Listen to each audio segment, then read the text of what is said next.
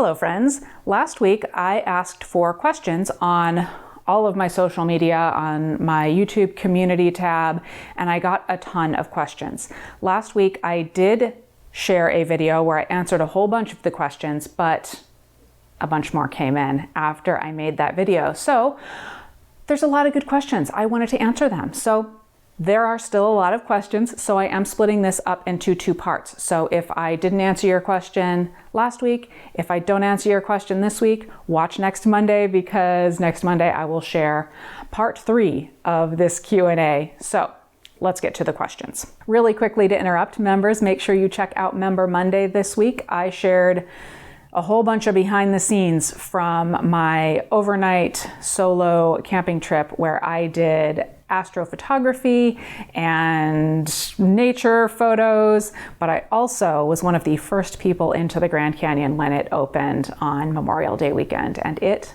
was stupendous, and I share some of that with you. So there is a link in the description to find that Member Monday, and if you are not a member, there is also a link to find out more about that down there as well. All right, number 1 is from Rabta. Rabta says, are you going to devise a course specifically to teach about Leica Q2 now that you are an owner?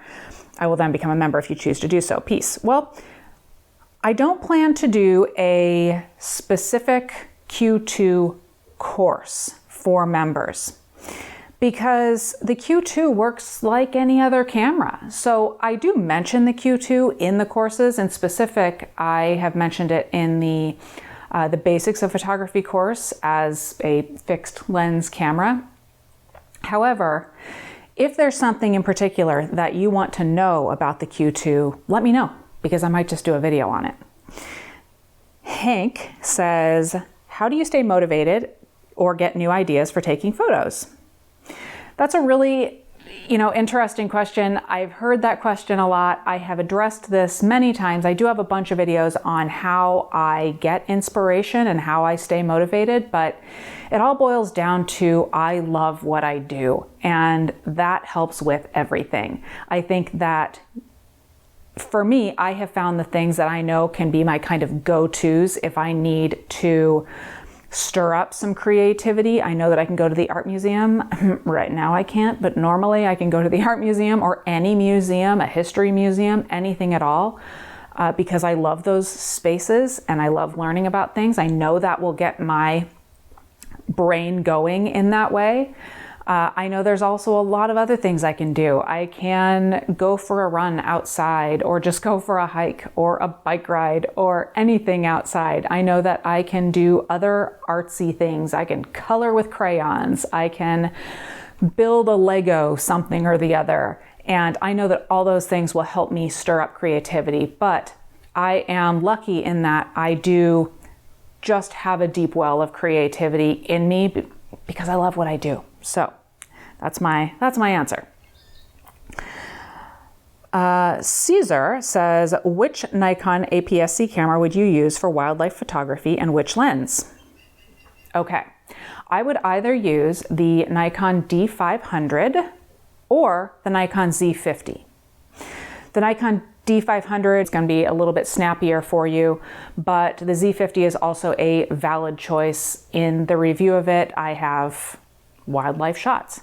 As for a lens, I would say the Nikon 200-500 f5.6 is my personal favorite. On the Z50, you would need to use it on the FTZ adapter, which I have and I love. Frank says, for bird/wildlife photography, a 300mm prime or the Tamron 18-400mm. If you are just looking to use this lens for wildlife or bird photography, I would personally go with the 300mm prime. Zooms are great because you have that flexibility, but an all-around zoom like an 18-400, you are going to lack clarity, especially when you're putting it up against a prime lens like a 300mm. And then in addition to that, you need to think about what aperture you're going to be able to use on the long end of that Tamron 18-400mm. Is that going to be wide enough for you? So this will depend upon you and the situations that you're in and your budget. But for me, I would much rather use the prime. That being said, if all I had was the zoom, I would shoot it. So MRG610 says, I have a Nikon D7000. What is the best all-around zoom? Oh, that's interesting. An interesting next question. Sports, landscapes, and wildlife, they say. The best all-around zoom for sports, landscapes, and wildlife. That is kind of a situation where you're looking for something like that do-it-all zoom, kind of like this Tamron 18-400 that Frank was asking about. Those are not my favorite. I prefer to have a couple of different types of lenses just so that I can get more clarity, more crisp images, and a lot of times that's also going to mean that I'm going to have more options in terms of apertures. So I would suggest for you maybe a prime lens for your landscape work. And then for sports and wildlife, either the 70-200 f2.8 lens or the 200-500 f5.6 lens. That's really going to depend on exactly the situations that you're in. Is 200-500 going to be too long? Is 70-200 going to be not long enough? So those will depend on you a little bit. But yeah, I would recommend a couple of different lenses if you're looking to do both super wide angle for a landscape and telephoto. Alpha Voyager says Sony 200-600 millimeter versus 600 millimeter prime for professional wildlife photography. I've used both. In fact, I have a video where I use both. I will link to that video down below. They're both incredible lenses. I chose to purchase the 200-600 millimeter f5.6 to 6.3 lens over the 600 millimeter prime because of size and cost. And also because of flexibility, because you will lack flexibility if all you have is that 600 millimeters to deal with.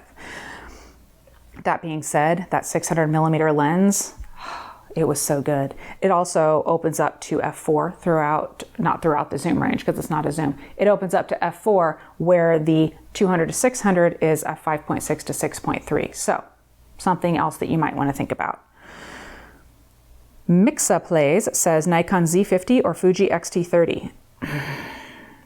That's a tough question because they are both incredible cameras. I really enjoy them both. While we did purchase the Nikon Z50, it's on the shelf back there, yeah, and we do not have the Fuji X-T30, that doesn't mean that I wouldn't love to shoot the X-T30 because I would. It's just that we are in the Nikon ecosystem and we weren't ready to purchase into a whole other ecosystem with a whole bunch of different lenses. So this is really going to, what this means is that you need to get them both in your hands. You need to check out how they feel, do you really like those film simulations of the Fuji cameras? Are those not so important to you? Do you want all of the native Fuji APS-C lenses? Are you okay with the Z50 with having the couple of native lenses and then full frame native lenses, or using the FTZ adapter along with whatever DX lenses, because Nikon has a whole slew of them. So this is really going to depend on you. I know you wanted a one or the other, but you got to get them both in your hands and try them out, and also weigh a little bit in there the lenses that you might want to be using. Next question is from David. He says, I know you have, this is a long one, I know you have a Sony Alpha 7R4, and I'm curious to hear your thoughts on mega-sized sensors and also bypassing low-pass filters. I just acquired an EOS R and have begun thinking about an EOS 5DSR for landscape, night sky, etc. for the giant prints I can make from a 50 megapixel DSLR. I know Nikon has or had a similar combination to the 5DS and 5DSR with the D800 and D800E.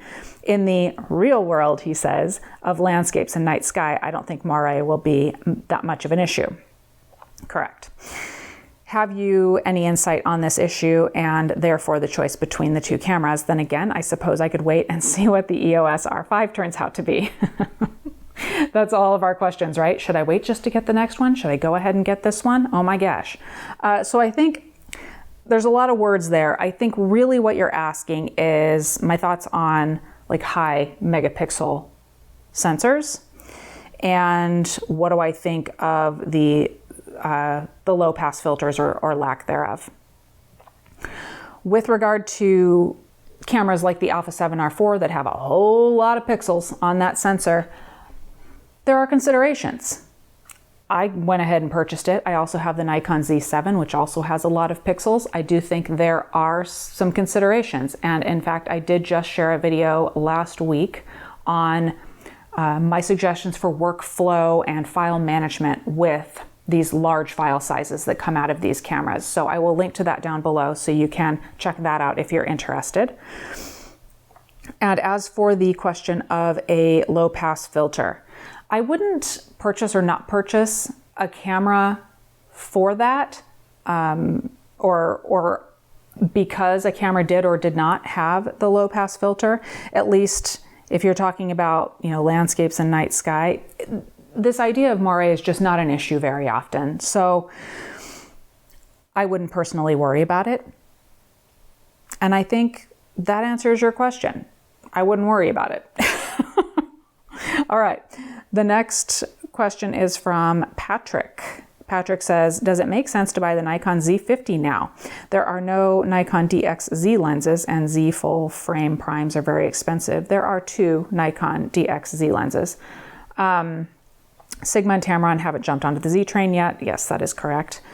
Is the Z50 image quality significantly... Oh, and then I apparently cut off the rest of the question, but I think I get the picture. You're asking about the Z50. It's funny because a lot of people are asking me about the Z50 these days because I think it got a lot of bad press in the very beginning here on YouTube, but I said then, and I will say it again now that I've been shooting it for a long time, it's a great camera. It's a great option. Yes, I do think that it makes sense to buy it now if you're looking for a new camera and want a APS-C camera. I think it's great. Remember, there are 2 native Nikon DXZ lenses, the 2 kit lenses. So you can check out those. And then in addition to that, the FTZ adapter with the F-mount DX lenses for Nikon work great. We've used it on a whole bunch of DX lenses and FX lenses that are F-mount lenses with our Z50, and it's great. Oh, and this is going to be our last question for the day. Jim says, love these rapid fire loaded with info sessions. Oh, I'm glad you do, Jim. We met at your review of the Nikon P1000, a very popular review even still to this day. I loved your honest and thorough critique and ended up buying the P900 as a result. I'm glad to have helped. Love it, especially on our recent trip to the Amazon in February. Jealous. And love all the tips you give me to try on it. My Q, do you always edit your photos? Saw Lightroom advertised for $43. Is that a real price? Yes, I almost always edit my photos if I'm going to be sharing them anywhere. And by edit my photos, that might mean that I just used, say, a film simulation in a Fuji camera, or I used the monochrome options in the Leica camera. So, because that is a sort of type of editing, even though it's not necessarily editing after the fact. I'm kind of editing before the fact, if that makes sense. So yeah, I pretty much always edit my photos. And saw Lightroom advertised for $43. Is that a real price? I can't say for sure. I don't know what you're looking at, but I do know that there are a lot of Adobe related scams right now. So be very careful with that. That seems like kind of a sad note to end on, but that's what I've got for you today. Thank you everybody for watching. Thank you so much for your questions. Like I said at the beginning of this video, I will do a part 3 next week. So if I haven't answered your question yet, I maybe will answer it next week, or maybe I answered it last week. I'll put a link to last week's in the description of this video. Members, make sure you check out Member Monday this week. That link is in the description, as well as everything else I discussed. And also, how to become a member is down there as well.